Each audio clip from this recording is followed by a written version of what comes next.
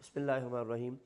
अपने previous lecture के अंदर हमने चैप्टर नंबर 3 का आगाज़ किया था और चैप्टर नंबर 3 का जो बेसिक कॉन्सेप्ट था वो ये था कि सोशल एक्टिविटीज़ का आपके बिज़नेस पे क्या इम्पेक्ट आता है और उससे बिज़नेस ग्रोथ बढ़ती है या उससे बिज़नेस ग्रोथ कम होती है। और हमने उसमें कुछ चंद एक चीज़ें डिस्कस की थी, जिसमें सबसे पहले important cheese attitude and lifestyle था, जिसमें हमने एक चीज़ छोटा सा कॉन्सेप्ट डिस्कस किया था। किताबी बातें अपनी जगह पर बरकरार हैं, लेकिन अगर कॉन्सेप्ट क्लियर है तो हम ये बात खुद भी ले सकते हैं कि लोगों का कल्चर, लोगों का रहन सहन वक्त के साथ साथ तब्दील होता रहता है। तो look at some points with respect to lifestyle and attitude. Consumer lifestyle and attitude are continuously change. We know fashion तब्दील हो रहा है, लोगों का रहन सहन तब्दील हो रहा है। पहले लोग कंबाइन रहते थे, अब कोशिश करते हैं लोग कि अलग-अलग इंडिविजुअल जो है वो अपनी लाइफ के पैटर्न्स के अंदर रहें। वरना अब आपको मालूम होगा कि पहले एक ही घर के अंदर फूफा भी रह रहे हैं, ताया भी रह रहे हैं, चाचा भी रह रहे हैं, खालू भी रह रहे हैं। लेकिन आज के दौर में तो एक घर के जो है वो बहन भाई आपस में अपने आप को सेपरेशन चाहते हैं। ये इंसान का मिजाज है और डेफिनेटली उसका आपके बिज़नेस पर भी इम्पैक्ट आता है। अगर मैं पाकिस्तान के लिहाज से बात करूं तो पाकिस्तान के अंदर पहले एग्रीकल्चर लैंड हुआ करती थी, अब इतने घरों की ज़रूरत है कि agriculture land is converted into societies, into houses. तो इतनी सारी जो आपके पास सोसाइटीज़ के अंदर घर हैं, इसके बावजूद आकर आप जाके देख लें, आपको घर नहीं मिलता। रीज़न इज़ वॉट, इसलिए कि लोगों की ज़रूरियात ज़्यादा हैं। तो क्या ख्याल है, ये भी तो एक बिज़नेस है ना, प्रॉपर्टी भी तो एक बिज़नेस है। तो हर बिज़नेस पे हमने सोशल इम्पैक्ट को देखना है कि सोशल इम्पैक्ट का हमारे बिज़नेस पे या जो भी हमारा बिज़नेस है उस पर क्या इम्पैक्ट आ रहा है। The factor of such content shift are education, globalisation और urbanisation, social media, advancement in technology in advertisement. जो सबसे बड़ी वजूहत है सोशल चेंज होने की वो मीडिया तो है ही है, लेकिन उसके अलावा ग्लोबलाइजेशन का एक बहुत बड़ा कॉन्सेप्ट है। पूरी दुनिया के अंदर लोग एक ही तरह का पहनने की कोशिश करते हैं। जो ट्रेंड चलता है पूरी दुनिया में एक ही वक्त में वो ट्रेंड चलना शुरू हो जाता है। तो इसका मकसद ये हुआ कि पहले मुल्कों की बाउंड्री के अंदर ये बात रहा करती थी। अगर आप कोई बहुत अच्छी तरह याद हो तो Saudi Arabia was one of the country जहाँ पर लोग जो है वो सिर्फ एक लंबी सी कमीज़ पहनते थे जिसको दाशा कहते हैं। लेकिन आज वहाँ जाके देखिए, वहाँ पर भी आलमोस्ट यूरोपियन स्टाइल आ चुका है। अब भी वहाँ पर वहाँ के नौजवान मेल फीमेल वो भी अब शर्ट पहनते हैं, टी शर्ट पहनते हैं, जीन्स पहनते हैं। और अब वहाँ का कल्चर भी तब्दील हो गया, चूँकि ग्लोबलाइजेशन का कॉन्सेप्ट वहाँ भी अप्लाई हो चुका है। All these factors significantly and rapidly impact the dressing, house decor and food preferences. इस पर मैंने कल काफ़ी लंबी चौड़ी बात की थी कि फूड प्रेफरेंसेस लोगों की क्या है, घर में बैठ के खाना, बाहर लोगों का आके खाना शुरू हो जाना। तो बच्चे बातें तो हम इस पर बहुत लंबी चौड़ी कर सकते हैं, लेकिन हमारा असल कॉन्सेप्ट है बहुत छोटा सा। हमने याद ये रखना है कि आपका एग्जामिनर आपसे सवाल पूछेगा कि सोशल इम्पैक्ट क्या होते हैं आपकी ऑर्गेनाइजेशन के ऊपर। आपने इन सब के बारे में बस थोड़ा थोड़ा लिखना है, इस पे अलग सवाल नहीं आएगा। ये अलग सवाल नहीं है, ये 1 2 3 4 5 6 चंद चंद एक चीज़ें हैं जिनको आपने कंबाइन करके एक ही जगह पर प्रेजेंट करना है। All of you.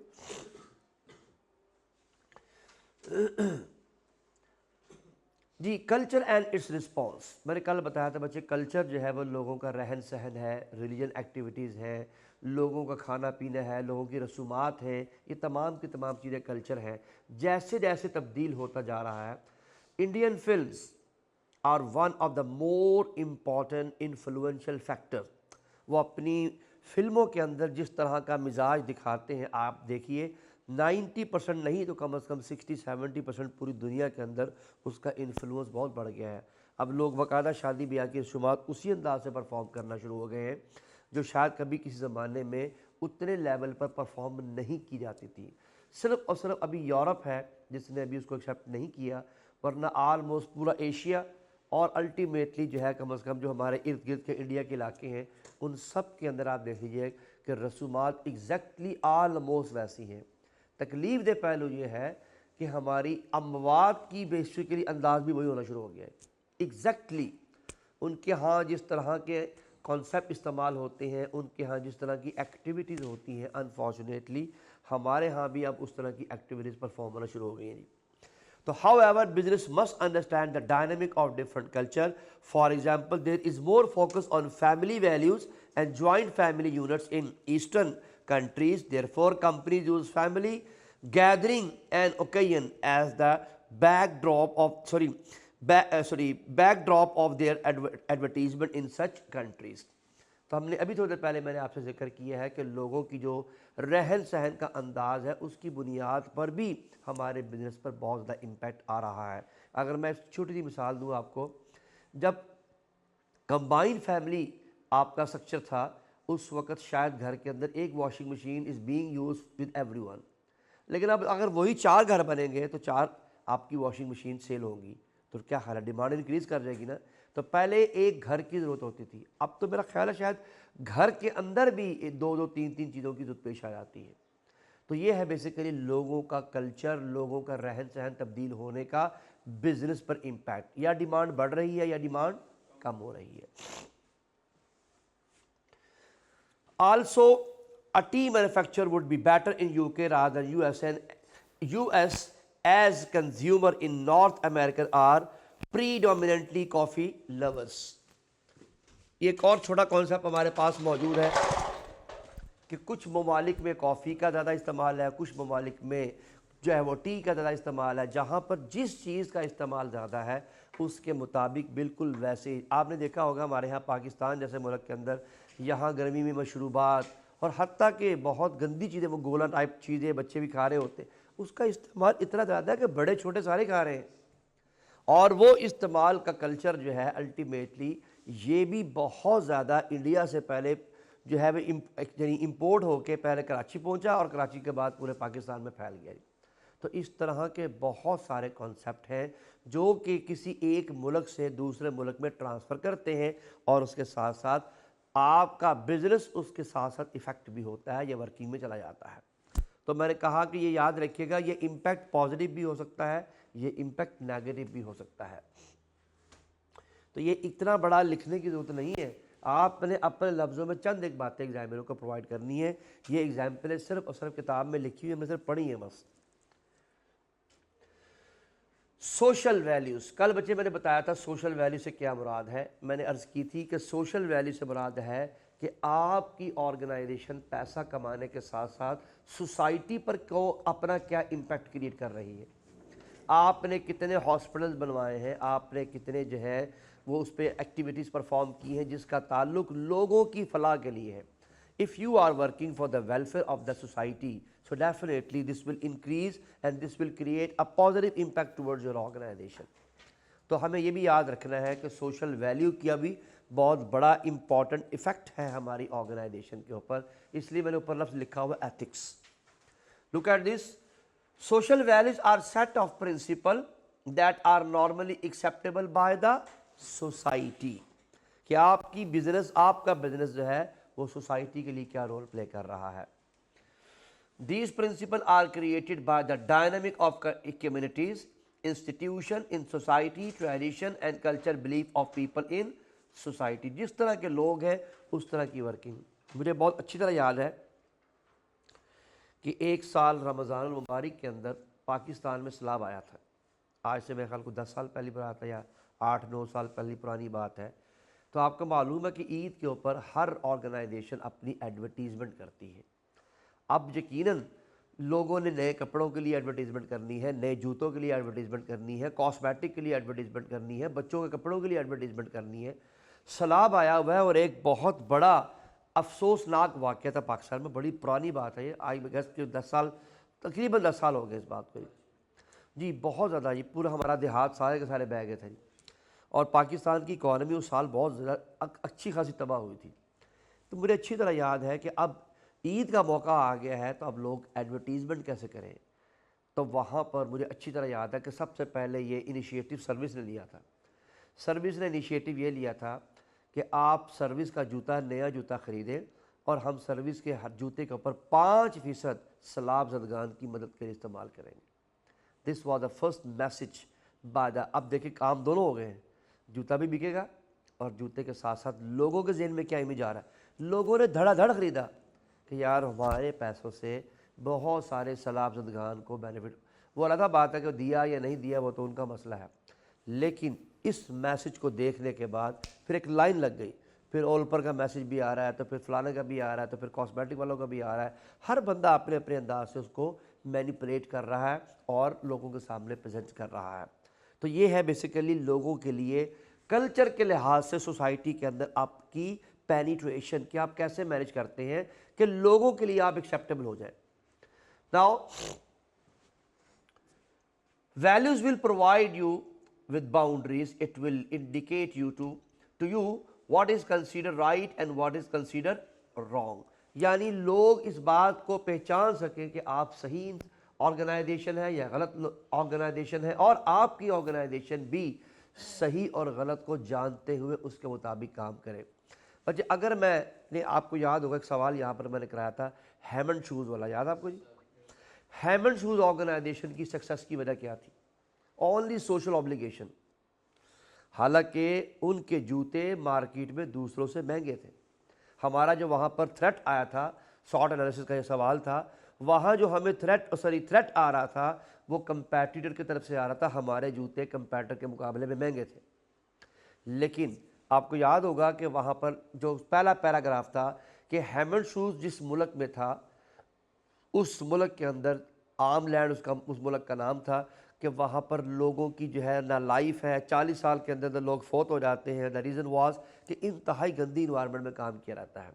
जबकि Hammond shoes was one of the organization जो बाकायदा तौर पर लोगों की जो है वो एजुकेशन का, उनकी सेहत का, उनके बच्चों की तालीम का ख्याल रखती थी।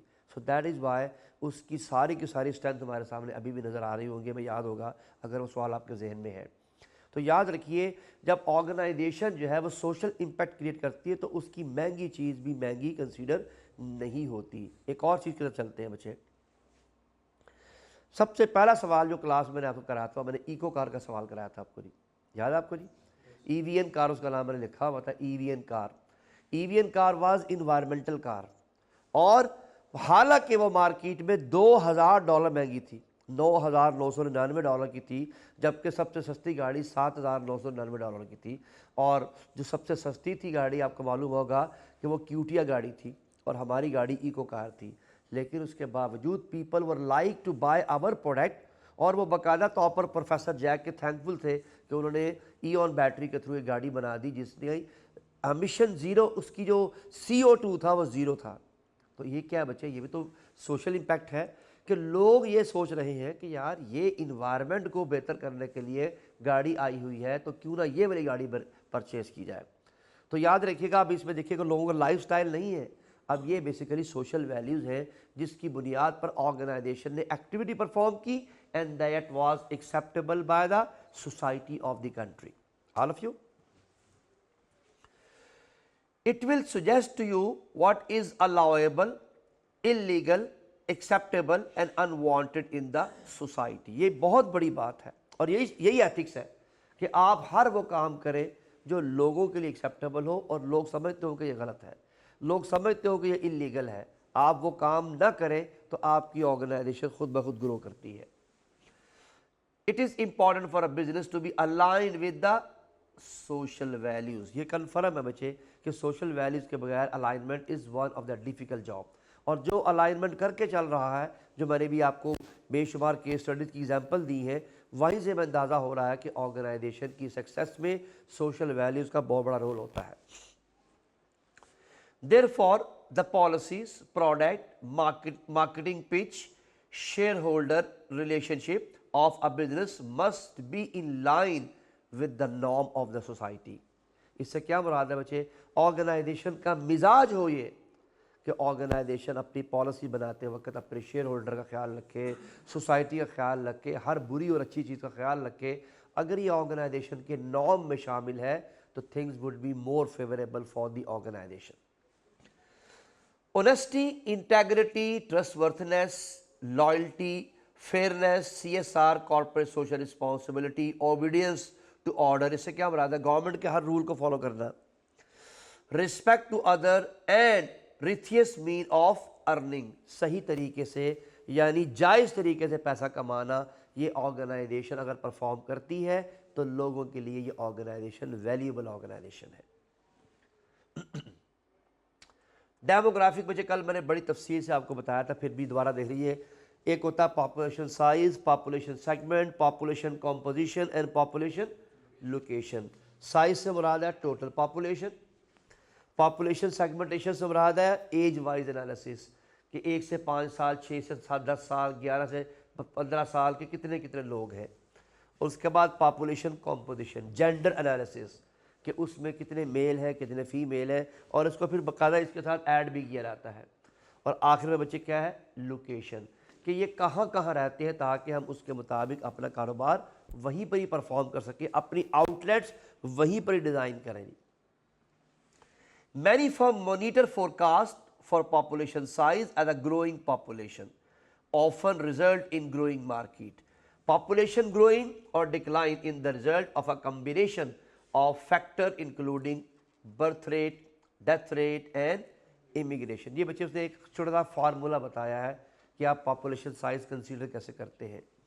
तो डेफिनेटली जितना हमारे पास मुल्क के अंदर बर्थ रेट होता है, यानी टोटल जो इस वक्त आपकी पॉपुलेशन है, उसको अगर आपने मेजर करना हो तो जो आपका बर्थ रेट है और डेथ रेट है और कितने लोग सालाना माइग्रेट कर रहे हैं आपके मुल्क से या आपके मुल्क में, उसकी बुनियाद पर आप पॉपुलेशन साइज बड़ी आसानी जज कर सकते हैं।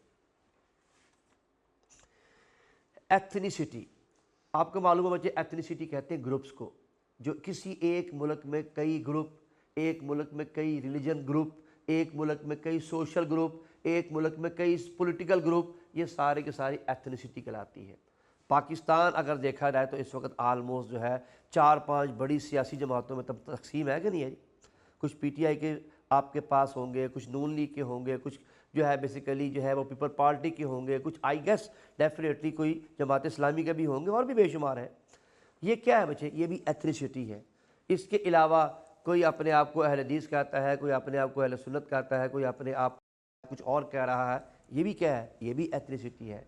कोई कह रहा है मैं पंजाबी हूँ, कोई कह रहा है मैं सिंधी हूँ, कोई कह रहा है मैं बलोची हूँ, ये भी क्या है, ये भी एथनिसिटी है। तो याद रखिए किसी मुल्क के अंदर जितनी ग्रुपिंग होती है वो एथनिसिटी कहलाती है, और एथनिसिटी का आपके बिजनेस पे बहुत इम्पैक्ट आता है, क्योंकि आप जिस ग्रुप को सपोर्ट कर रहे होते हैं या जिस ग्रुप के लिए आप बिजनेस एक्टिविटी परफॉर्म कर रहे होते हैं, तो ये बात आपको याद रखनी है कि दूसरा ग्रुप फिर आपको सपोर्ट नहीं करेगा, दूसरे ग्रुप के लिए आप वर्किंग नहीं करेंगे। इसी वजह से दुनिया के अंदर ये एक सिर्फ पाकिस्तान ही नहीं, पूरी दुनिया के अंदर एथनिसिटी की बेस के ऊपर बहुत सारे बिजनेस या डूबते हैं या बिजनेस ग्रो कर जाते हैं। Let's see, ethnicity is a segment or identification of people based on their culture and distinctiveness, जिस बुनियाद पर वो एक दूसरे से मुनफरिद होते हैं, और मैंने वो मुनफरिद होने की बहुत सारी वजूहात आपको बता दी हैं। This is generally express in language, value, religion, ritual and organ. तो ये इस तरह की बुनियाद पर भी आपस में तकसीम होते हैं। मैंने तो खैर सियासी पार्टी तक आपको ले गया हूं, यानी कितनी बुनियादों पर लोग आपस में तकसीम हो सकते हैं। Due to such visible and strong distinctiveness, an ethic group is viewed as a unique cultural entity. तो अब एक कल्चरल एंटिटी के लिए आप जो काम करते हैं, जो वर्किंग करते हैं, उसी तरह से आपका कारोबार उन्हीं के साथ ही एसोसिएट हो जाता है। बहुत कम कारोबार होते हैं, बहुत कम बिजनेस होते हैं जो एक ही वक्त में सबके लिए काम कर रहे होते हैं। नो डाउट ऐसे कारोबार ज़्यादा सक्सेसफुल होते हैं जहाँ पर एथनिसिटी को फोकस नहीं किया जाता, वहाँ पर मुल्क को फोकस किया जाता है या कस्टमर को फोकस किया जाता है। तो याद रखिए बच्चे, ये ऑर्गेनाइजेशन पर डिपेंड कर रहा होता है कि ऑर्गेनाइजेशन ने किसी एक एंगल से वर्किंग करनी है या फुल डायमेंशन से काम करना है। Companies recognise different ethic group, behave or react. Through policies, business can capitalize from diversified skill, wisdom and perspective of different communities. इंशाल्लाह जब आप जाएंगे CFAB के अंदर तो इसके ऊपर आपको CFAB में आई कैप का एक पेपर मिलेगा, सवाल मिलेगा, बड़ा कमाल का सवाल है।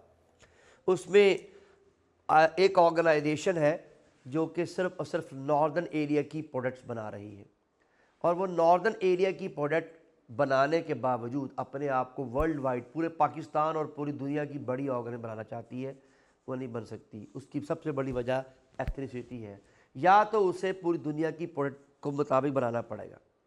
और अगर जहाँ तक मुझे याद है, आई गेस वो कैलाश का जो उसने कॉन्सेप्ट दिया हुआ है ना, जो उसने उसमें कंटेंट दिए हुए हैं कि इस तरह का सामान बनता है, इस तरह का सामान बनता है, इस तरह का सामान बनता है, वो कैलाश के इलाके की बातें कर रहा है। अब कैलाश का बनाने वाला, आपका क्या ख्याल है जो कैलाश की ख़वातीन वो सर पे पहनती हैं, क्या वो हमारी यहाँ ख़वातीन पहन के फिर सकती हैं? यहाँ लोग क्या उसको, उनकी फीलिंग क्या होगी वो पहन के? तो याद रखिए जो कल्चरल चीज़ें होती हैं ना जो पहनने वाली, वो उसी जगह पर पहनी जा सकती हैं। आप यहाँ सऊदी जाते जाकर लंबी सी तोप पहन लें, वहाँ वो कुछ नहीं कहेगा। वही तोप आप यहाँ लाके फिर लोग चार बंदे आपको देख रहे होंगे, भाई ये कहाँ से आ गया, ये कहाँ जाना चाह रहा है, ये क्या करना चाह रहा है। इसलिए कि हमारे कल्चर में उसकी पेनिट्रेशन नहीं है, हमारे कल्चर में उसकी जो है बेसिकली एक्सेप्टेबिलिटी नहीं है। तो ये बात याद रखिए कि उस कारोबार की जो सबसे बड़ी कुछ प्रॉब्लम आइडेंटिफाई करनी थी, वो यही प्रॉब्लम आइडेंटिफाई करनी थी कि उसमें प्रॉब्लम क्या है कि ग्रो क्यों नहीं कर रहा। हालांकि कंपनी के पास बहुत अच्छा फाइनेंस था, कंपनी की प्रोडक्ट इंतहाई यूनिक थी, लेकिन हमें मालूम है कि यूनिक प्रोडक्ट होने के बावजूद अगर वो वर्ल्ड वाइड एक्सेप्टेबल नहीं है तो याद रखिए फिर उससे कारोबार ग्रो नहीं किया करता। तो वहाँ जो प्रॉब्लम थी वो एथनिसिटी ही की प्रॉब्लम थी, लेकिन इंशाल्लाह आगे जाके आप इस सवाल को सॉल्व करेंगे। Companies should be mindful of the ethnic sensitivity. For example, in Pakistan culture, an advertisement of luxury hotel room showing a wine bottle is not acceptable. एक छोटे से जुमले में उसने सारी बात बता दी है, और अगर मैं आपको बताऊं तो यही बात आपने एग्जाम में बतानी थी, एक ये और एक ये दो बातें अगर आपने बताई होती तो एग्जाम का ये वाला पार्ट सॉल्व हो जाना था। ये बात मैं पहले बता रहा हूँ, फिर सुनने जो रात लेट आए हैं कि कल्चर के अंदर ये कोई अलग सवाल नहीं आना एथनिसिटी का। कल्चरल इम्पैक्ट में बहुत सारी बातें आपने कंबाइन करके बतानी है, और ये सवाल 3 से 4 या मैक्सिमम 5 नंबर का सवाल होना है। इससे आपको अंदाज़ा लगा लें कि कितना लिखना है। तो बहुत ज़्यादा इस पर आपने वक्त ज़ाया नहीं करना, पढ़ना ज़रूर है, लेकिन पढ़ने के बाद अपने काम की चीज़ें निकाल कर चंद एक एग्जाम्पल पुट करनी है। और लकीली इसमें आप ओपन एग्जाम्पल दे सकते हैं, जो कि आपको स्पेसिफिक किसी बिजनेस की एग्जाम्पल शायद वो ना दे आपको नहीं, शायद इसी वजह से आज तक एग्जाम में आया भी नहीं है कि चूँकि उसे पता है कि इस पर वो स्पेसिफिकली कोई एग्जाम्पल आपसे पुट करवा भी नहीं सकता। जी भाई, पाकिस्तानी होटल्स के अंदर अगर आपने पाकिस्तान होटल के अंदर अपने पाकिस्तान की आवाम को अट्रैक्ट करना है तो आप वाइन की बोतल वगैरह को यानी शराब को प्रेजेंट नहीं करेंगे, लेकिन अमेरिका के अंदर ये काम सबसे पहले प्रेजेंट किया जाएगा। वहाँ पर उनके होटल्स के अंदर ये बात सबसे पहले प्रेजेंट की जाएगी। This is the basic difference between two different kind of countries. और यही एथनिसिटी है कि वो ग्रुप और सोचता है, ये ग्रुप और सोचता है। एजुकेशन, जी बच्चे कल भी मैंने आपसे अर्ज की थी, एजुकेशन के दो एंगल हैं कि लोग कितने पढ़े लिखे हैं। जितने पढ़े लिखे लोग होते हैं उतना ही ज़्यादा लोग सोफिस्टिकेटेड और क्वालिटी प्रोडक्ट डिमांड करते हैं। लेकिन मैंने कहा था कि अगर आपका बिजनेस ही एजुकेशन है, अगर आपका बिजनेस ही एजुकेशन है, फॉर एग्जांपल आप स्कूल खोलना चाहते हैं, कॉलेज खोलना चाहते हैं, किताबों की प्रिंटिंग करना चाहते हैं, तो अगर उस मुल्क के अंदर उस जगह पर एजुकेशन का रिवाज ही नहीं है तो क्या ख्याल है कौन पढ़ने आएगा, कौन उस किताब को ख़रीदेगा। तो इसलिए ये भी जहन नशीन रखनी है कि इस सोशल इम्पैक्ट का भी हमारे बिजनेस के ऊपर बड़ा इम्पैक्ट है। Special training, man power planning and more educated people mean educated workforce, ये बहुत सारे कॉन्सेप्ट हैं, इनको कंबाइन करके लिख दिया गया है। Second one, health. अब बच्चे हेल्थ के दो एंगल हैं, दो एंगल है हेल्थ के, ज़रा देखिएगा। मैं चंद एग्जाम्पल पुट करता हूँ। आप फास्ट फूड चेन डेवलप करना चाहते हैं किसी मुल्क के अंदर और वहाँ लोग बीमार हैं, बताइए सक्सेसफुल हो जाएगी? द रीज़न इज़ व्हाट, इसलिए कि जब लोग बीमार हैं तो बेचारे कहाँ से वो खाएंगे, वो तो बेचारे दवाइयाँ खाएंगे। लेकिन इसके बरअक्स मैं इसको रिवर्स कर देता हूँ कि हेल्दी इन्वायरमेंट नहीं है, लोग बीमार हैं और वहाँ आप फार्मास्यूटिकल इंडस्ट्री लगाना चाहते हैं, तो क्या ख्याल है सक्सेसफुल हो जाएगी ना? ये भी एक बहुत बड़ा इम्पैक्ट है। तो देखिए कितना इम्पैक्ट है, किसी एक कारोबार को चलाने के लिए कोई इतना आसान काम नहीं है। एक बिजनेसमैन को बहुत सारे डायमेंशन देखनी पड़ती हैं। यानी अभी तक जो हम पढ़ चुके हैं वो क्या पढ़ चुके हैं, एक बिजनेस को चलाने के लिए गवर्नमेंट के कवानीन का ख्याल रखना पड़ता है, वो पॉलिटिकल और लीगल में आएगा। एक बिजनेस को चलाने के लिए मुल्क की इकोनॉमिक कंडीशन को देखना पड़ता है, दूसरा बड़ा एंगल। एक कारोबार को चलाने के लिए मुल्क की सोशल एक्टिविटीज़ को देखा जाता है।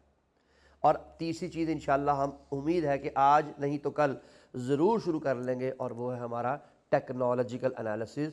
और जो सबसे ज़्यादा अच्छा है, उसमें आप बोर नहीं होंगे। तो थोड़ा बहुत ही बोरिंग सब्जेक्ट है, आपको पढ़ने में जितनी तकलीफ़ नहीं हो रही जितनी मुझे पढ़ाने में हो रही है, इसलिए कि मैं रट्टे का आदी नहीं हूँ, ना मैं रट्टा पढ़ाता हूँ। लेकिन बहरहाल I am trying my level best कि किसी तरीके से कुछ छोटी मोटी एग्जाम्पल देकर इसको थोड़ा सा ट्यून कर लिया जाए। जी, health, good health of employees reduce companies health expense. देखिए उसने एक और एंगल दे दिया, मैंने 2 एंगल बताए थे ना अभी, उसने एक तीसरा एंगल भी प्रोड्यूस कर दिया कि जितने लोग जो है वो आपके पास हेल्दी होंगे उतना आपका हेल्थ एक्सपेंस कम होगा। स्पेशली वो तमाम की तमाम ऑर्गेनाइजेशनें जो कि अपने एम्प्लॉयज़ की हेल्थ पर पैसा स्पेंड करती हैं। Having big impact on the sale according to the business product. अभी मैंने इसकी एग्जाम्पल दी हैं कि आपकी प्रोडक्ट पर डिपेंड करता है कि वो हेल्दी लोगों के लिए है या वो आपके बेहद बेसिकली अनहेल्दी लोगों के लिए है, ये डिपेंड करता है। लॉ एंड ऑर्डर, बड़े law and order is one of the important thing. मैंने बताया यहां पर सोशल इंपैक्ट खत्म हो जाएगा बच्चे आपका, ये बात मेरी बात ध्यान सुन लीजिए, यहां सोशल इंपैक्ट खत्म हो जाएगा। लॉ एंड ऑर्डर जो है वो लीगल एनालिसिस का पार्ट है। किसका पार्ट है बच्चे? लीगल एनालिसिस का। चूंकि चैप्टर नंबर 3 में उसने साथ ही लीगल एनालिसिस भी दिया हुआ है, तो be careful about it. Law and order से मुराद है कि आपके मुल्क के जो भी कवानीन हैं उन कवानीन की मुकम्मल तौर पर पासदारी करना, जिनमें से एक कानून आप पढ़ के आ चुके हैं, एक आप पढ़ रहे होंगे, कंपनी लॉ पढ़ रहे हैं ना आजकल आप, और इससे पहले बी लॉ आप पढ़ के आ चुके होंगे। तो बी लॉ और कंपनी लॉ जो आपके पास 1932 का एक्ट जो है पार्टनरशिप लॉ, और आपके पास जो 2017 के अंदर कंपनी एक्ट है, कंपनी लॉ का जो एक्ट है, वो आलमोस्ट सारा का सारा क्या है? कवानीन ही है ना, कि कारोबार कैसे चलाना है कंपनी का, कंपनी कैसे बनेगी, कंपनी किस तरह से जो है वो डिज़ोल्व हो सकती है, कंपनी के अंदर शेयर होल्डिंग कैसे की जाती है, कितने शेयर बेचे जा सकते हैं, शेयर प्राइस कैसे होगी, और फिर हर एक चीज़ के बारे में गवर्नमेंट की तरफ से सारी की सारी मालूमात कि प्रॉफिट शेयर के साथ क्या वर्किंग होगी, और जो आपके पास कॉमन स्टॉक होता है उसमें आप क्या कर सकते हैं, क्या नहीं कर सकते, किसको डिविडेंड दे सकते हैं, किसको डिविडेंड नहीं दे सकते। आपको अच्छी तरह मालूम होगा कि प्रॉफिट स्टॉक के अंदर डिविडेंड एक्यूमुलेट होता है, जबकि कॉमन स्टॉक में अगर एक साल आपने डिविडेंड नहीं दिया तो अगले साल वो एक्यूमुलेट नहीं होगा, वो उसी साल ही ख़त्म हो जाएगा। What is this? क्या ये कंपनी रूल खुद बनाए हैं? ये गवर्नमेंट ने रूल बना के दिए। इसे कहते हैं लॉ एंड ऑर्डर, कि आप कारोबार को करते वक्त क्या क्या कर सकते हैं और क्या नहीं कर सकते। This is considered as law and order. A law and order situation in either a specific locality, city or entire country affect the business। यानी लॉ एंड ऑर्डर डिपेंड करता है किस मुल्क की बात हो रही है, किस शहर की बात हो रही है, किस सूबे की बात हो रही है, या किस मुल्क की बात की जा रही है। आप बहुत अच्छी तरीके से जानते हैं, हमारे यहाँ पाकिस्तान में तो शायद ये अभी कॉन्सेप्ट अप्लाई नहीं हुआ, लेकिन अमेरिका की हर स्टेट के अंदर आपको मालूम होना चाहिए इनकम टैक्स डिफरेंट है। टेक्सास के अंदर इनकम टैक्स डिफरेंट है, और न्यूयॉर्क के अंदर टैक्स डिफरेंट है। टेक्सास के अंदर मैक्सिमम किसी बंदे से इनकम टैक्स 33% लिया जाता है उसकी होल सेल सैलरी के ऊपर। मैक्सिमम ग्रिड की बात कर रहा हूँ मैं, टैक्स आपने पढ़ा हुआ है, इसकी ग्रिड्स होती हैं, जबकि न्यूयॉर्क में मैक्सिमम 40 है। इसलिए कि न्यूयॉर्क में जो सर्विसेज हैं वो कंपेयर की जाए अगर टेक्सास के साथ तो वो बहुत ज़बरदस्त हैं। वहाँ पर सर्विसेज की बुनियाद पर टैक्स लिया जाता है कि एक बंदा जहाँ रहता है उसके घर से स्कूल, उसके घर से पोस्ट ऑफिस, उसके घर से बस स्टेशन, उसके घर से हॉस्पिटल, उसके घर से मार्केट कितनी नज़दीक है। जिसको ये सहूलत ऑन एवरेज जितनी ज़्यादा नज़दीक है उसका टैक्स उतना ज़्यादा होगा। तो ये बेसिकली याद रखिएगा, मुल्क के अंदर जो सहूलियात दी जाती हैं आवाम को, उन सहूलियात की बुनियाद पर ही टैक्स की तमाम रिडक्शन की जाती है, या टैक्स जो है वो प्रोड्यूस किया जाता है। तो ये याद रखिएगा, हमारे मुल्क में ऐसा नहीं है। हमारे यहाँ तो यहाँ पर एक ग्रिड बनती है तो पूरे पाकिस्तान के लिए अप्लाई हो जाती है। फाइन जी। The following are some negative effect of an unfavourable law and order situation. Number 1, loss of staff and customer. मेरे क्या ख्याल है, अगर आप अपने ऑर्गेनाइजेशन के अंदर सही तरीके से लॉ एंड ऑर्डर की खिलाफ वर्जी करें और सही तरीके से काम ना करें, दो नुकसान है, कारोबार भी जाएगा, कस्टमर भी जाएगा और आपको ऑर्गेनाइजेशन को बड़े लॉस होने की जो है बहुत बड़ी वजूहात हैं। लेकिन सम टाइम गवर्नमेंट का लॉ ऐसा हो जाता है कि कस्टमर आपका खुद ब खुद ख़त्म होना शुरू होता है। ये भी एक एंगल है। मिसाल के तौर पर आपने देखा होगा गवर्नमेंट की तरफ से मुसलसल रोज़ाना की बुनियाद के ऊपर चीज़ें कीमतें बढ़ती जा रही, तो जितनी कीमतें बढ़ती जा रही हैं लोगों की बाइंग पावर कम होती चली जा रही है और जितनी बाइंग पावर कम होती जाएगी लोगों की प्रोडक्शन उतनी कम हो रही है। एक और नेगेटिव इम्पैक्ट भी देखिएगा गवर्नमेंट ऑफ लॉ का। गवर्नमेंट सही तरीके से इलेक्ट्रिसिटी प्रोवाइड नहीं कर पा रही, गवर्नमेंट गैस प्रोवाइड नहीं कर पा रही, गवर्नमेंट पानी प्रोवाइड नहीं कर पा रही। चलो घरेलू मसले तो हैं, लेकिन इंडस्ट्री कैसे चलेगी? इंडस्ट्री कुछ चाहिए ना मशीन चलाने के लिए। कोई मशीन पानी से चल रही है, कोई मशीन गैस से चल रही है, कोई मशीन बिजली से चल रही है। अगर ये अवेलेबल नहीं है तो मुझे बताइए क्या प्रोडक्शन कम नहीं होगी? तो ये सारे आस्पेक्ट जहन में रखने हैं बच्चे आपने, और वहाँ एग्ज़ाम के सवाल के मुताबिक सारे आस्पेक्ट डिस्कस नहीं करने। कोई एक आस्पेक्ट जो आपको लगता है कि ये फिट हो जाएगा, मेरा पॉइंट क्लियर हो जाएगा, आपने उतना मेंशन करना है। Insurance security cost become expensive. बच्चे यकीनन अगर आपकी ये एक्सपेंस बढ़ेंगे तो कारोबार को नुकसान तो होगा, और आपको मालूम है कि ये किसका इम्पैक्ट है? ये लॉ एंड ऑर्डर का इम्पैक्ट है जो कि गवर्नमेंट ने बनाया हुआ है। Loss of profit due to stolen goods from the business and, मुझे इससे मुराद है कि आपके ऑर्गेनाइजेशन में चोरी चकारी इस तरह की चीज़ें हैं। अब ये बज़ाहिर तो बड़ा आसान सा पॉइंट लगता है, लेकिन इसकी अगर बिहाइंड द स्टोरी देखा जाए तो इससे मुराद है कि मुल्क के अंदर क्रिमिनल एक्टिविटीज़ ज़्यादा हैं। और आप देखिए हमारे मुल्क में भी ऐसा ही है कि चीज़ों का जो आपने देखा होगा पूरे मुल्क के अंदर जो है वो जो गन पॉइंट के ऊपर आपसे आके पैसे लिए जाते हैं, गन पॉइंट पे आके आपसे सामान छीन लिया जाता है, ये भी तो एक लॉ एंड ऑर्डर का कॉन्सेप्ट है ना। जिम्मेदारी किसकी है? It's the responsibility of the government to protect it, but unfortunately they are unable to do this.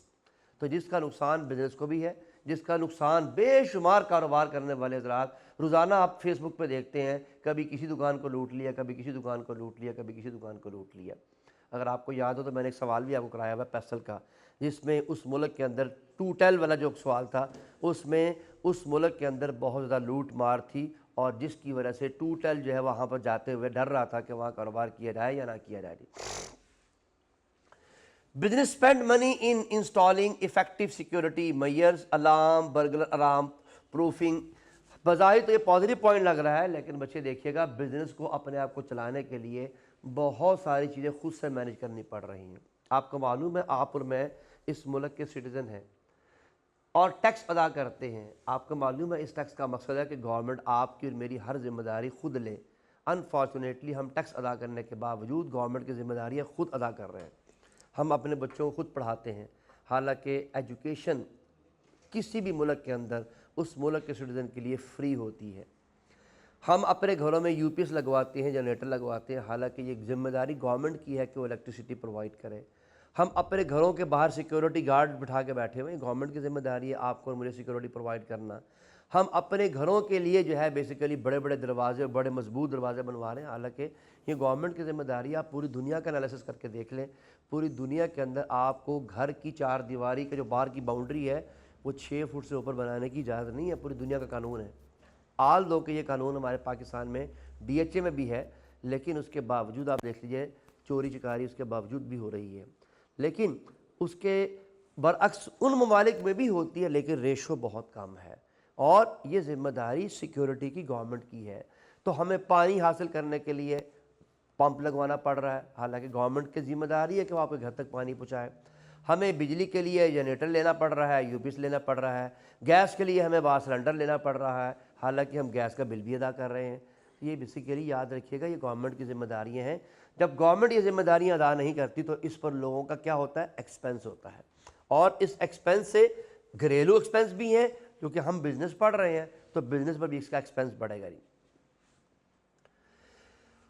Investment is discourage and tourism is reduce which impact negatively on business. आपको मालूम है हमारे मुल्क के अंदर इस वक्त इंडिया दुनिया के अंदर नो डाउट बाकी तमाम चीज़ों में बहुत पैसा कमा रहा है, लेकिन इंडिया टूरिज़म पे भी बहुत पैसा कमा रहा है, और उनके यहाँ ना सिर्फ सिक्योरिटी है बल्कि वहाँ पर रोड इंफ्रास्ट्रक्चर कमाल का है।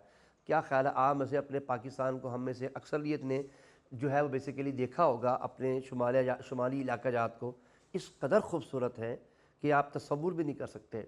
मुझे नहीं मालूम कि आपका कितना एक्सपोजर है, लेकिन मैं आपको बहुत वाज़ेह और दावे से कह सकता हूँ कि अल्लाह की रहमत से स्विट्ज़रलैंड से ज़्यादा खूबसूरत है पाकिस्तान। लेकिन अनफॉर्चुनेटली सर्विसेज ना होने की वजह से, सहूलियात ना होने की वजह से टूरिस्ट जो हैं वो जाते हैं इन इलाकों में बजाय हमारे पाकिस्तान आने के। अगर आप में से किसी ने गवादर का इलाका देखा हो तो मेरा ख्याल है दुनिया की बेहतरीन बीचों से ज़्यादा खूबसूरत बीच है पाकिस्तान के पास। लेकिन अनफॉर्चुनेटली एक बार मैंने पहले भी अर्ज़ की थी कि हमारे यहाँ पर सिर्फ़ और सिर्फ एक हुक्मरानों की सही काम ना करने की वजह से, या शायद वाट एवर द रीज़न, मुझे नहीं मालूम क्या रीज़न है, कि पाकिस्तान में इतने वसाइल हैं कि पाकिस्तान दुनिया का सबसे ज़्यादा पावरफुल मुल्क बनने की सलाहियत रखता है। मैन पावर यहाँ बहुत ज़्यादा है, पेट्रोलियम यहाँ पर है, मादनियात यहाँ पर एक से बढ़कर एक है, गैस यहाँ पर बहुत ज़्यादा है, हर चीज़ अवेलेबल है, लेकिन are not being provided to the you can say citizen of the country unfortunately. लेकिन आप हमारा अगला काम शुरू हो गया लीगल एनालिसिस। पहले लीगल एनालिसिस में भी एग्जामिनर इन में से किसी एक कंटेंट को नहीं पकड़ेगा, ये आपको थोड़ा थोड़ा खुद ही बताना पड़ेगा कि किसी मुल्क का लीगल लॉ क्या होता है। इसमें ये तमाम के तमाम एरियाज, कंपनी लॉ, ये तो मुझे आपको बताने की जरूरत नहीं, अब ये कंपनी लॉ तो आप पढ़ ही रहे हैं। पार्टनरशिप लॉ, ये भी आप ऑलमोस्ट बी लॉ में पढ़ चुके हैं। Health and safety law almost किसी न किसी दर्जे में आपने इसको भी ज़रूर देखा होगा ही। Data protection act, competition law, consumer law and cyber law. तो मैं ये जल्दी से एक दफ़ा रिवाइज करने की पूरी कोशिश करूँगा ताकि हम अपने आईटी का चैप्टर शुरू कर सकें। इंतहाई इंपॉर्टेंट चैप्टर है और ये बात आपको कन्फर्म पता है कि आईटी से एक सवाल पक्का आना होता है 7 नंबर से लेकर 10 नंबर तक का। और एग्ज़ामिनर ने कभी भी किसी पेपर में आईटी को कभी भी खैराबाद नहीं कहा, हर पेपर में आईटी के बारे में ज़रूर पूछता है। तो इंशाल्लाह अगर अल्लाह ने आज हमें मौका दिया कि हम ये ख़त्म कर बैठे तो फिर हम इंशाल्लाह कल या कल मिड में, क्लास के मिड में हम आईटी शुरू कर चुके होंगे। जी लीगल एनालिसिस मैं जल्दी जल्दी पढ़ता रहूँगा जी बच्चे, जहाँ कोई टेक्निकल बात होगी वहाँ मैं तफसील से बयान कर दूँगा जी। The legal system of a country is a very important, is very important to business. The country's law regulate business practice, define business policies, right and obligation involved in the business transaction. कोई इसमें technical बात तो नहीं है जी। For example business law में, ये बच्चे ये याद रखिएगा, ये लीगल एनालिसिस का पूरा डाटा आपके पास, समझ लीजिए कि एक लिहाज से ये एक ही स्लाइड आपके लिए काफ़ी है बिजनेस लॉ को प्रेजेंट करने के लिए एग्जाम के अंदर। For example business law, make a business और अ ट्रांजैक्शन इलीगल। इस पर क्या बनेगा, लॉ बनेगा कि ट्रांजैक्शन लीगल होनी चाहिए। इससे क्या मुराद है, आप कभी भी बुक कुकिंग नहीं करेंगे, इससे मुराद बुक कुकिंग है कि बुक कुकिंग से अवॉइड करेंगे आप। और आपको मालूम है कि जो ऑर्गेनाइजेशंस, स्पेशली कंपनीज की बात हो रही है, बुक कुकिंग करती हैं, उनके लिए मैंने एक लफ्ज़ बोला था, आपके कंपनी लॉ के अंदर क्रिमिनल ऑफेंस कहा जाता है इसे। जो ऑर्गेनाइजेशन 3 गलतियां करती हैं, नंबर 1 बुक कुकिंग करती हैं, यानी अपने अकाउंट सही प्रिपेयर नहीं करती, फाइनेंशियल स्टेटमेंट में जानबूझ कर गलती करती हैं, यानी उसमें हेरा फेरी करती हैं। नंबर 2 फाइनेंशियल स्टेटमेंट वक्त पर नहीं बनाती, और या फाइनेंशियल स्टेटमेंट बनाती नहीं है। ये तीनों के तीनों एक्टिविटीज़ क्या कहलाती हैं, क्रिमिनल ऑफेंस। तो बच्चे लॉ बनाया तो क्रिमिनल ऑफेंस बनाया ना, वरना लॉ ही ना होता तो ये काम कैसे होता। Impose condition and certain business, यानी बिजनेस को चलाने के लिए पूरी की पूरी वर्किंग बताई जाएगी, ये गवर्नमेंट बताएगी। Regulate the right and duties of people carrying out business in order to ensure fairness. इससे क्या मुराद है बच्चे, किससे कितना काम लेना है। जैसे आपको मालूम होगा कि पूरी दुनिया के अंदर लोगों से कितने घंटे आप काम ले सकते हैं, इसका बाकायदा लॉ मौजूद है। Next, protect people dealing with business from harm cause by defective services. तो आपने जो है बेसिकली कस्टमर और एम्प्लॉयज़ के एंगल से बात हो रही है कि आप किस तरह काम करते हैं, क्या आपकी सामान की वजह से किसी कस्टमर को नुकसान तो नहीं हो रहा, या आपके पास काम करने वाले एम्प्लॉयज़ की जान को नुकसान तो नहीं है। Ensure the treatment of employees is fair and undiscriminatory, यानी आप तजाद पैदा नहीं करेंगे लोगों के अंदर और अपने एम्प्लॉयज़ के साथ बेहतर अंदाज से चलेंगे। इस पर भी गवर्नमेंट का लॉ है। Protect investors, creditors and consumer. बच्चे ये मोस्टली याद रखिए, ये सारे कंपनी के लॉ आपके सामने प्रेजेंट कर रहा है। ये हर ऑर्गेनाइजेशन पे इसकी एप्लीकेशन नहीं हुआ करती। तो आपको मालूम है कि आपका जो शेयर होल्डर है या जिन लोगों ने आपके कंपनी में पैसा लगाया हुआ है, जिन लोगों ने आपको उधार दिया हुआ है, या जो आपके कंज्यूमर हैं, ये सारे के सारे लोग हैं वो हैं जिनका स्टेक आपके बिजनेस के ऊपर है। तो फिर गवर्नमेंट ने इनको प्रोटेक्ट करने के लिए लॉ बनाना है। Regulate dealing between business and it's supplier, ensure level playing field of competing business. पर ये किसकी बात हो रही है? कंपटीशन लॉ की। अभी आपने पीछे देखा है, ये देखिएगा, यहाँ सब चीज़ें आप पहले देख चुके हैं। ये है कंपटीशन लॉ। ये जितना कुछ अभी आपने पढ़ाया है इन्हीं के ऊपर ये लॉ बने हुए हैं। ये जो कुछ भी आप प्रेजेंट कर रहे हैं।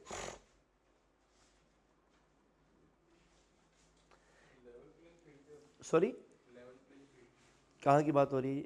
Ensure a level playing field for competition से मुराद ये है कि आप कितने दर्जे तक कंपैटिटर के साथ कंपटीशन में जा सकते हैं। मिसाल के तौर पर आपकी प्रोडक्ट में कुछ फॉल्ट्स हैं, मैं आपकी प्रोडक्ट की फॉल्ट को अपनी एडवर्टीजमेंट कैंपेन में प्रेजेंट करता हूं, तो ये लॉ के ख़िलाफ़ है।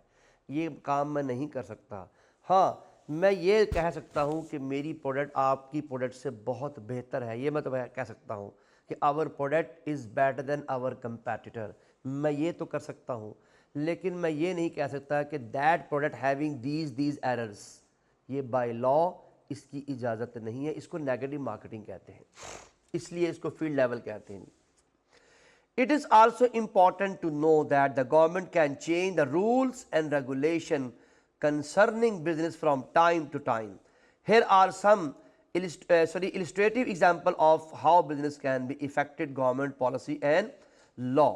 In 1970, a private sector was nationalized in Pakistan through nationalisation act 1970। भट्टो के ज़माने की बात है जब भट्टो ने सारा कुछ अपने कंट्रोल में कर लिया था और प्राइवेट सेक्टर के लोगों का एसेट्स और सारे के सारे ज़राए अपने हाथ में कर लिए थे कि जनाब नेशनलिज्म आ गया जी। और नेशनलिज्म से क्या मुराद है?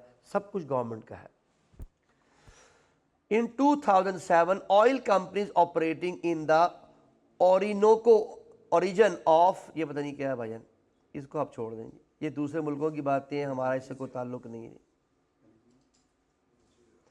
वो दूसरे मुल्कों के, हमने से इस कॉन्सेप्ट को हमारा कोई ताल्लुक ही नहीं है। हम तो सिर्फ पाकिस्तान की इंडस्ट्री की बात कर रहे होते हैं। तो एग्जाम्पल्स ने दी थी, मैंने इसमें ऐड कर ली जनाब। ये भी यूनाइटेड स्टेट की है, अभी इसको भी छोड़ दें, इसको भी हमें ज़रूरत नहीं है। Only one example is more than sufficient with respect to Pakistan. Now अब बच्चे ये जो सारा कुछ आपने पढ़ा है, ये जो सारी चीज़ें हैं, इस पर क्या बन रहे हैं आप? लॉ।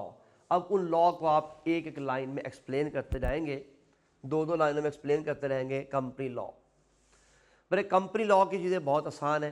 कुछ चीज़ें यहाँ पर लिखी हुई हैं, मैं सिर्फ वही पढ़ूंगा नहीं।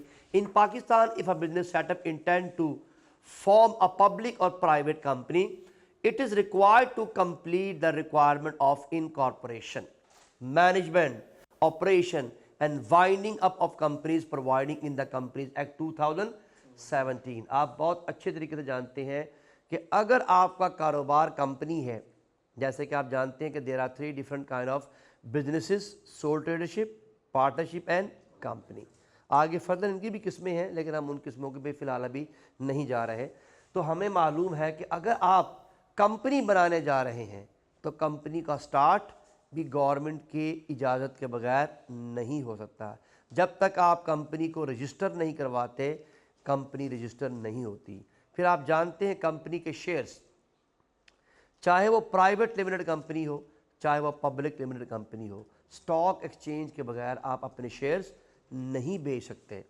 आपने शेयर्स बढ़ाने हैं, अगेन गवर्नमेंट से अप्रूवल लेनी है। आपने शेयर की प्राइस तब्दील करनी है, गवर्नमेंट से अप्रूवल लेनी है। और अगर आपने कंपनी बंद करनी है तब भी गवर्नमेंट से ही इजाज़त लेनी है। ये सारी बातें इसी पैराग्राफ में लिखी हुई हैं। The act issued by the security exchange commission of Pakistan. तो SCCP आपको मालूम है कि पाकिस्तान के अंदर वो इदारा है जो आपके कंपनीज के जितने भी लॉज हैं उनकी इम्प्लीमेंटेशन करवाता है। ये बात याद रखें, ये लॉ बनाता नहीं है, ये लॉ की इम्प्लीमेंटेशन करवाता है। The act regulate companies for protecting interest of share holder, creditor, other stakeholder, general public and inculcate principle of good governance। अभी मैंने ये लाइन पीछे वहाँ भी पढ़ी है कि आपकी जो कंपनी होगी वो शेयर होल्डर के पैसे को इस्तेमाल कर रही है तो शेयर होल्डर के पैसे को प्रोटेक्शन देनी है। आपकी कंपनी उधार लेती है तो उधार लेने वालों को भी तो प्रोटेक्ट करना है ना, बैंक से या किसी भी फाइनेंशियल इंस्टीट्यूशन से अगर आपने उधार लिया हुआ है, बॉन्ड जारी किए हुए हैं आपने, तो आपको अल्टीमेटली उसको सपोर्ट करना है, गवर्नमेंट ने उसको बचाना है। और इसी तरह जनरल पब्लिक को आपने भी उसके साथ साथ सपोर्ट देनी है। इससे क्या मुराद है, जितने भी स्टेक होल्डर हैं ऑर्गेनाइजेशन के, सबको सपोर्ट मिलनी चाहिए। Companies are required to comply the requirement of act for which they will be required incur certain cost with respect to incorporation, human resource, audit of financial statement, holding of annual general meeting and record keeping। यानी companies के लिए क्या क्या लाजमी है बच्चे, कारोबार को बिजनेस के लॉ के मुताबिक चलाना, उसके अलावा कंपनी की ऑडिटिंग करवाना, फाइनेंशियल स्टेटमेंट प्रिपेयर करना और उसके साथ साथ एनुअल जनरल मीटिंग को भी रेगुलेट करवाना या उसको इम्प्लीमेंट करवाना। आपको मालूम है कि अगर कंपनी एनुअल जनरल मीटिंग जो है वो अगर नहीं करती तो कंपनी तब भी लायबल है, गवर्नमेंट की तरफ से सज़ा है उसके बुनियाद के ऊपर भी। क्योंकि आपको मालूम है कि 3 बड़े काम होते हैं आपके एनुअल जनरल मीटिंग में। कौन कौन से होते हैं भाई?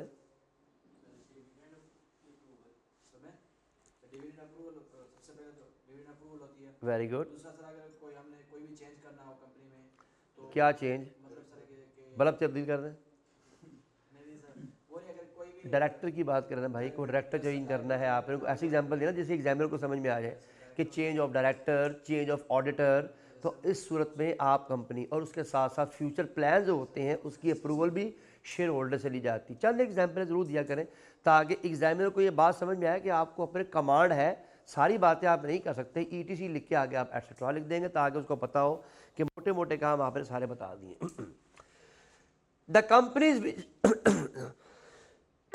I'm sorry, the companies which do non-compliance with the requirement of act will be subject to penalties imposed for the relevant offence। आपको मालूम है कि जो भी ऑर्गेनाइजेशन गवर्नमेंट के रूल की खिलाफ वर्जी करती है, गवर्नमेंट के रूल के मुताबिक नहीं चलती, उसको सज़ा ज़रूर मिलती है। वो गवर्नमेंट की पेनल्टीज होती है, डिपेंड्स अपॉन द गवर्नमेंट कि गवर्नमेंट किस तरह की सज़ा के मुताबिक, किस तरह की चीज़ों के मुताबिक आपको सज़ा देती है। याद कीजिए, मैंने इस बार पहले भी आपसे रिक्वेस्ट की थी कि एक बात आपने याद रखनी है कि ऑर्गेनाइजेशन की फाइनेंशियल स्टेटमेंट लाजमी नहीं होती कि वो 100% एरर फ्री हो और 100% फ्रॉड फ्री हो।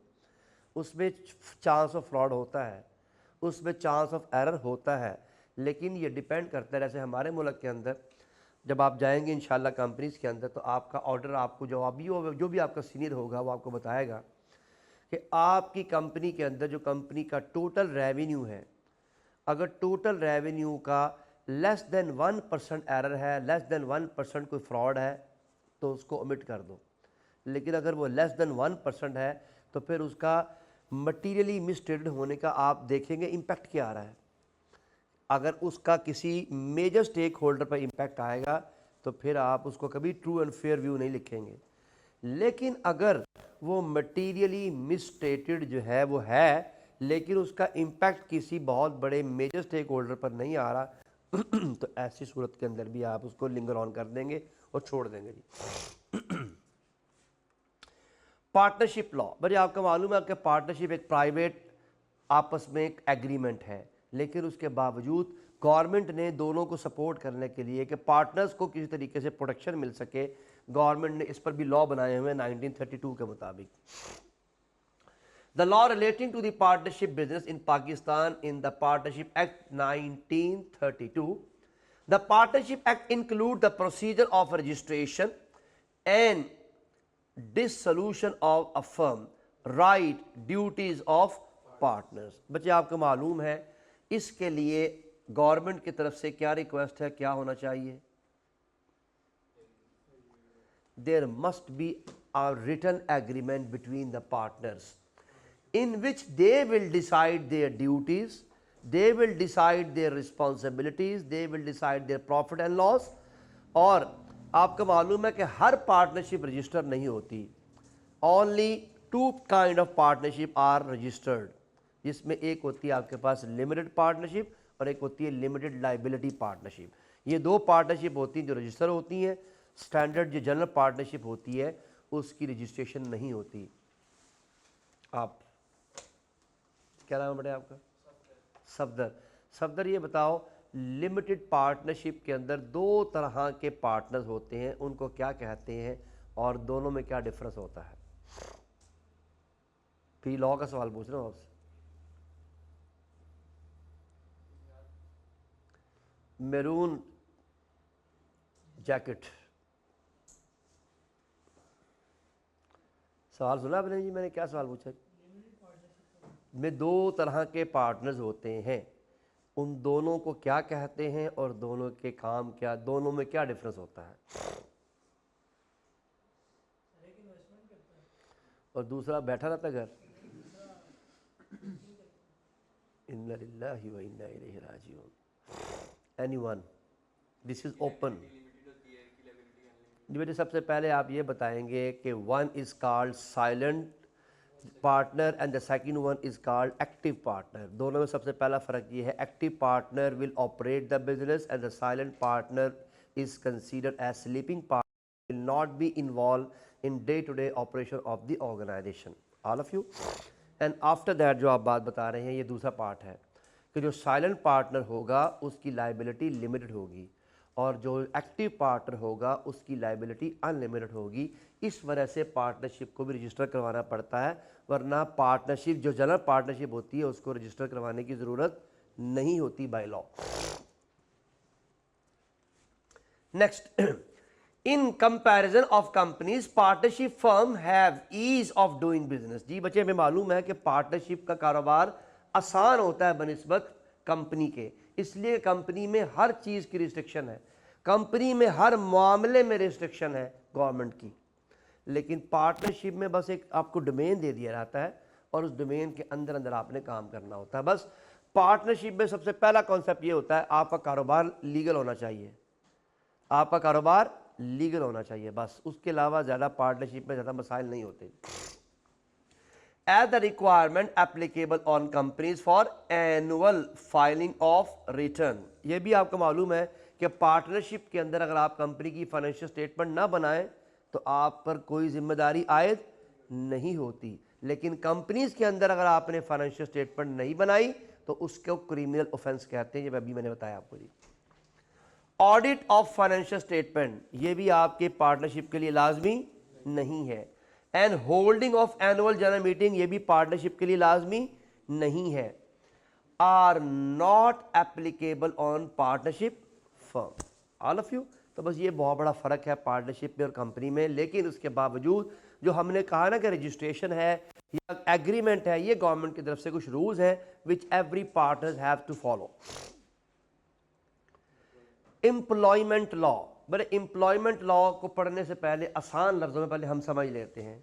बड़े एम्प्लॉयमेंट लॉ क्या है? आपके पास एम्प्लॉय काम कर रहा है, 4 बड़ी बातें हैं जो आपने याद रखनी है। आप उसको सैलरी देंगे मार्केट के ऐन मुताबिक, ऐसा नहीं होगा कि आप उसको जितनी मर्जी सैलरी दे लें। आपको मालूम होगा कि पाकिस्तान में भी अब मिनिमम वेजेस लॉ बन रहा है, ऑलमोस्ट इम्प्लीमेंटेड नहीं है लेकिन लॉ बन रहा है। और कभी आप अल्लाह करे ज़िंदगी में आपको लॉ पढ़ने का मौका मिले तो पाकिस्तान दुनिया का वो वाहिद मुल्क है जहाँ सबसे ज़्यादा लॉज हैं। पाकिस्तान दुनिया का वाहिद मुल्क है जहाँ पर सबसे ज़्यादा लॉज हैं, आल दो इम्प्लीमेंटेड नहीं है लेकिन लॉ सबसे ज़्यादा है दुनिया के अंदर। हर चीज़ पर लॉ बना हुआ पाकिस्तान के अंदर, लेकिन हमारे यहाँ पर उसकी इम्प्लीमेंटेशन बिल्कुल भी नहीं है। जी बच्चे, मैं क्या अर्ज़ कर रहा था, एम्प्लॉयमेंट लॉ में क्या प्रॉब्लम है, यानी क्या क्या चीज़ें लाजमी है। एम्प्लॉयमेंट में मिनिमम वेज लाजमी है, दूसरा वर्किंग आवर्स बहुत इंपॉर्टेंट है। तीसरा आप उसको बगैर किसी वजह से डिसमिस नहीं कर सकते, बगैर किसी वजह के। और चौथा एक और कॉन्सेप्ट है कि अगर अनफॉर्चुनेटली वजह जायज़ भी हो तो कोशिश करो कि उसको ट्रेनिंग देकर या उससे किसी दूसरी जगह पर एडजस्ट कर लो। हो सकता है उसमें मल्टी ऑप्शन हो, वो एक बंदा एक से ज़्यादा काम करने की सलाहियत रखता हो। कोई बात समझ में आ रही है बच्चे आपको? ये एम्प्लॉयमेंट लॉ की ओवरऑल कॉन्सेप्ट है। आइए इसको पढ़ते हैं। The purpose of employment law is mainly to provide protection to employee. बच्चे ये जुमला जरूर लिखना है आपने वहां पर। इस जुमले के बहुत ज्यादा पावरफुल नंबर है इस बात के कि एम्प्लॉयमेंट लॉ का मकसद ही एम्प्लॉयज को प्रोटेक्ट करना है। किसके अगेंस्ट? अगेंस्ट अनफेयर ट्रीटमेंट, कोई उसको अनफेयरली ट्रीट ना कर सके। मिनिमम वेजेस लॉ, इससे क्या मुराद है? सबसे पहले उसको कम से कम जो भी मुल्क का कानून है उतनी तनख्वाह जरूर मिलनी चाहिए। अगर पाकिस्तान में इस वक्त मिनिमम वेजेस लॉ के मुताबिक 24,000 है तो कम से कम 24 तो मिलना चाहिए। आगे उसकी और आपके दरमियान का कॉन्ट्रैक्ट है, चाहे आप उसको 50 दें, चाहे आप उसको 60 दें, चाहे आप उसको लाख रुपए दें, लेकिन कम से कम सैलरी लेवल ज़रूर कवर होना चाहिए। नंबर 2, अवॉइड अनफेयर डिसमिसल, उसको बगैर किसी वजह से आप कंपनी से बाहर नहीं निकालेंगे। इसी वजह से आपको शायद मालूम होगा कि लेबर कोड बने हुए हैं जहाँ पर बाकायदा तौर पर इस तरह के केसेस को हैंडल किया जाता है। An employee who is dismiss from work might bring a legal claim for unfair dismissal. कोई एग्जाम्पल दे सकते हैं आप इसके लिए? वैसे ही एग्जाम में जरूरत तो नहीं है। मिसाल के तौर पर आप अपनी मिसाल दे सकते हैं। आप ये मत समझिए कि आप लेबर हैं, या आप पर भी यही एम्प्लॉयमेंट लॉ अप्लाई होता है। ये बात याद रखिए, आपने इंटेग्रिटी की वजह से सच बोला है और उस सच को कंपनी में बहुत ज़्यादा नेगेटिव कंसीडर किया जा रहा है। तो ये बात याद रखिए कि आपका सच आपको सपोर्ट करेगा और कंपनी के लिए अगेंस्ट बनेगा, इसलिए कि आपने आई कैप के रूल्स के मुताबिक इंटेग्रिटी को फॉलो किया है। आपकी स्टेटमेंट में एक आपका बॉस आपसे कह रहा है कि बुक कुकिंग कर दो, को थोड़ी सी तब्दीली कर दो। आपने कहा कि हम सॉरी जी, मैं ये काम नहीं कर सकता, इसको ऑब्जेक्टिविटी कहते हैं। आपने ये काम किया, आपको उसने निकाल दिया। आप जब कोर्ट में जाएंगे तो अगली मरतबा डायरेक्टर कंपनी से बाहर होगा, आप कंपनी के इनसाइड होंगे, क्योंकि आपको दो तरह की सपोर्ट मिलनी है, एक आपके आई कैप की तरफ से और दूसरा डेफिनेटली मुल्क का लॉ है, कानून है, दोनों तरफ से आपको सपोर्ट मिलनी है। तो ये बातें याद रखिएगा। इसे कहते हैं कि वो अनफेयर डिसमिसल के अगेंस्ट कोर्ट में जाके बाकायदा तौर पर सू कर सकता है। रिडंडेंसी, अ कंट्री लॉ में रिक्वायर एन एम्प्लॉयमेंट और कंसीडर ट्रांसफरिंग। अभी मैंने बताया बच्चे कि बिला वजह निकालने की बजाय कोशिश क्या करें, किसी दूसरी जगह उसको ट्रांसफर कर दें या ट्रेनिंग दे दें, और या फिर उस बंदे में अगर एक से ज़्यादा काम करने की एबिलिटी है तो वहां ट्रांसफर कर दें। An employee to another job before deciding the redundancy is unavoidable. इससे क्या मुराद है? अगर मजबूरी हो कि यार गुजारा नहीं हो सकता तो फिर आप उसको निकालें। अगर आप मैनेज कर सकते हैं तो कोशिश करें कि उसको ट्रांसफर कर दें किसी दूसरे काम के ऊपर। वर्किंग कंडीशन, इससे क्या मुराद है? जहां वो काम कर रहा है वो काम करने की जगह ऐसी हो जहां इंसान काम कर सके, जो वाकईतन उसके लेवल के मुताबिक हो। Minimum acceptable working condition like dusting, cooling, heating, lighting, यानी इतना कम से कम जो इंसान की नेसेसिटी ऑफ लाइफ है एक वजूद की, वो उसे मिलनी चाहिए। Maximum hour of work per week और month, maximum retirement age, employment of children and health and safety at work. This is called what? This is called working condition. Avoid discrimination. इससे क्या मुराद है? दो लोगों में यानी फेवरेटिज्म नहीं होना चाहिए ऑर्गेनाइजेशन में। एक बात याद रखिए, फेवरेटिज्म बाय लॉ अलाउ है। कब और कैसे? आपसे पूछ रहा हूं, ये भी कंपनी लॉ में है ये कॉन्सेप्ट भी। Favouritism is allowed. मैंने जानबूझकर टर्मिनोलॉजी इस्तेमाल नहीं की, मैं बताता तो आपने एक मिनट से पहले पकड़ लेना था, क्योंकि वो कंपनी लॉ में इस्तेमाल की जाती है। मैंने कहा फेवरेटिज्म अनलॉफुल है, लेकिन कंपनी लॉ के मुताबिक कुछ जगहों पर फेवरेटिज्म की इजाज़त है।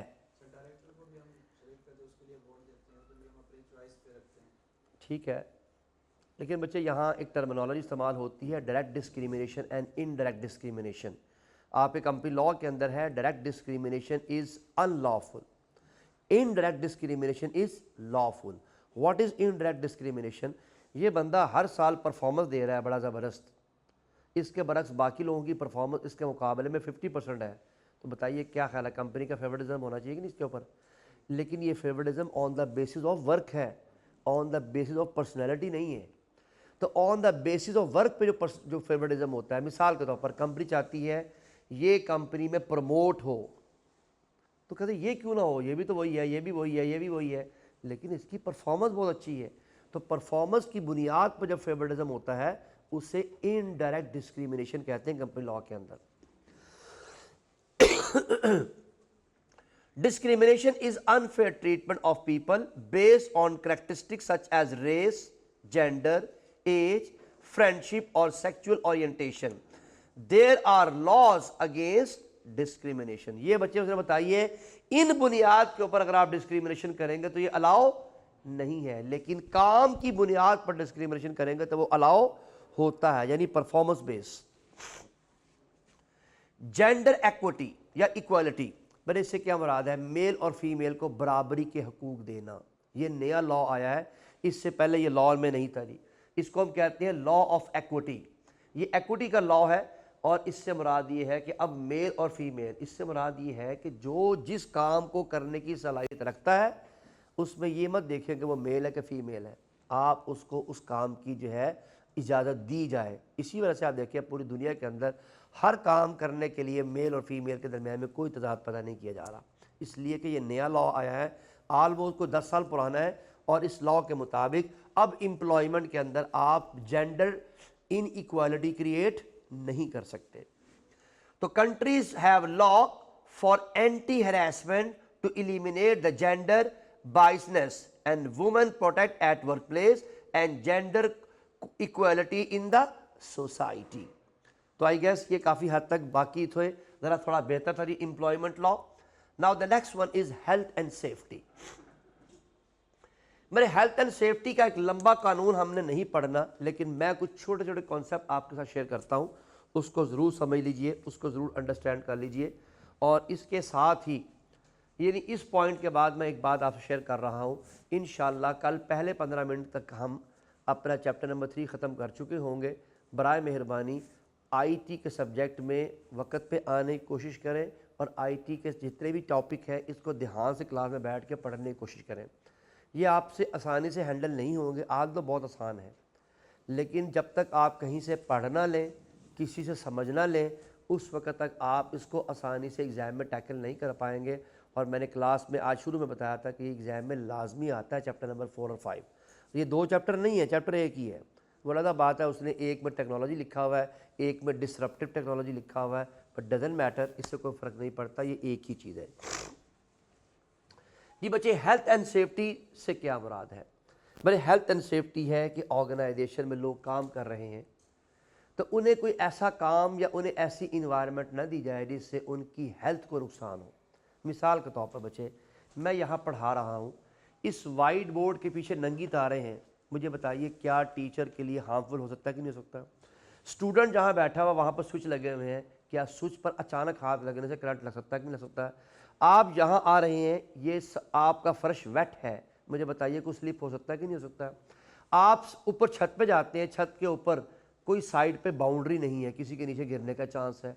आप सीढ़ियाँ चढ़ते हैं, सीढ़ियों के साथ आपका प्रोटेक्टर नहीं है, आप नीचे गिर सकते हैं। आप जो है बेसिकली जहाँ पर काम कर रहे हैं वहाँ सर्दी गर्मी बहुत इफ़ेक्ट करती है। ये सारी की सारी किस पर बेस कर रही होंगी? आपकी हेल्थ एंड सेफ्टी के ऊपर, ऑल ऑफ यू। तो यहाँ पर आपने लॉ में कुछ पढ़ना नहीं है, यहाँ आपने 2 चीज़ें पढ़नी है, responsibilities of employer and responsibility of employee. दोनों की क्या जिम्मेदारी है with respect to health and safety. Health and safety law आप नहीं पढ़ेंगे यहाँ पर, वरना ये लॉ जो है वो काफ़ी बड़ा है और इसकी काफ़ी तफसील है जी।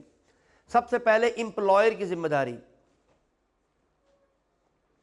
मेरे एम्प्लॉयर की जो जिम्मेदारी है, नंबर 1, एम्प्लॉयर को मुल्क के कानून का पता होना चाहिए with respect to health and safety, कि मैंने अपने एम्प्लॉयज़ को किस किस तरह की हेल्थ और सेफ्टी प्रोवाइड करनी है।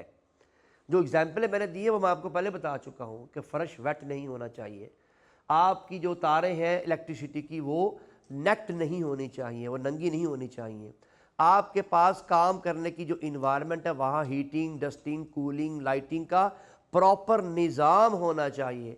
आप किसी जगह पर काम ले रहे हैं जिससे आंखों को नुकसान पहुंच सकता है, बॉडी को आग लग सकती है, वहां पर आपको प्रोटेक्टेड इंस्ट्रूमेंट इस्तेमाल करने पड़ेंगे। वेल्डिंग का काम करवाना है तो क्या खैर है, वेल्डिंग आपको ग्लास सही होता है ना, अब तो बाकायदा हेलमेट आते हैं बाकायदा वेल्डिंग के, ताकि आपके चेहरे के किसी हिस्से को भी डैमेज न किया जा सके।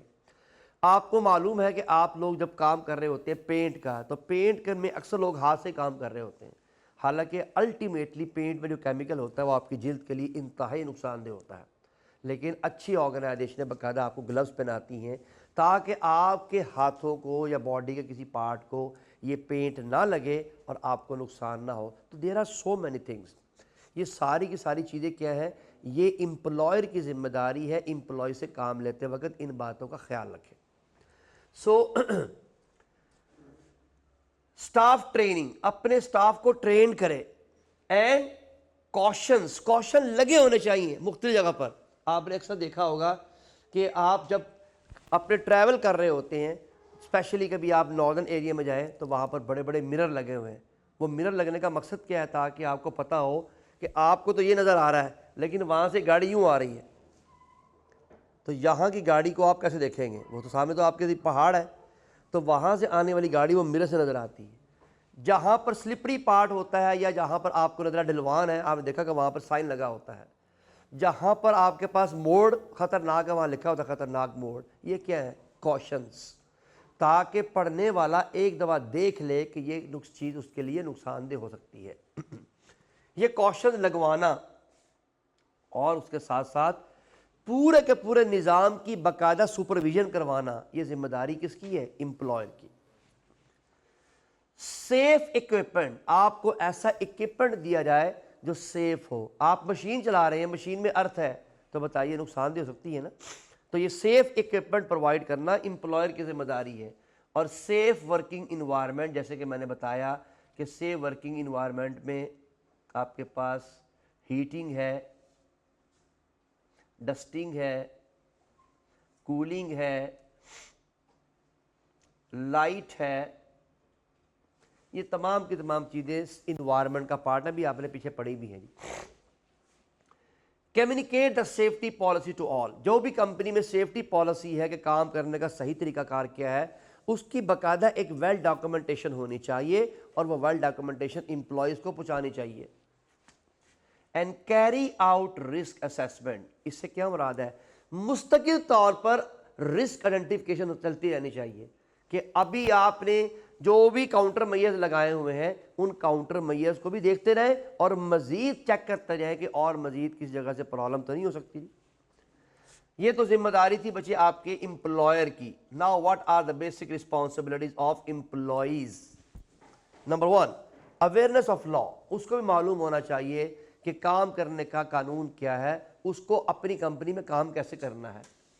Number 2, safe working. मेरे ये बात याद रखिएगा कि सेफ वर्किंग खुद आपके एम्प्लॉई की जिम्मेदारी है कि वो अपने काम को खुद महफूज करें। मैं आपसे एक रिक्वेस्ट बताता हूँ आपको।